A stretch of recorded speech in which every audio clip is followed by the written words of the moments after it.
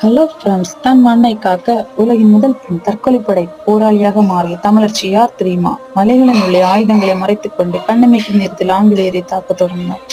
நேரமாக ஆங்கிலேயர்களின் ஆயுதம் கையோங்க தொடங்கியது. நிலைமை மோசமாவதை உணர்ந்த வீரப்பெண் குயிலி விளக்கில் ஊற்றும் எண்ணெயை உடல் முழுவதும் ஊற்றிக்கொண்டு வீரவேல் வெற்றிவேல் என முழக்கமிட்டுக் கொண்டே தன் உடலில் தீ வைத்து ஆயுத கிடங்குக்குள் குதித்தார். அதனால் அந்த இடத்தில் இருந்த அனைத்து ஆயுதங்களும் தீயில் கருகி போயின. இந்த தியாகத்தின் காரணமாக ஆங்கிலேய படைகள் தங்கள் செல்வாக்கை இழந்தனர். காளையர் கோயில் நடந்த போரில் தன் கணவனின் ராஜ்யத்தையும் இழந்த வேலு நாச்சியாரின் ஆங்கிலேயர்களை வென்று ராஜ்யத்தை மீட்க வேண்டும் என்ற குறிக்கோளுக்காக தன் உயிரை கொடுத்து சிவகங்கை மண்ணை மீட்டார் குயிலி.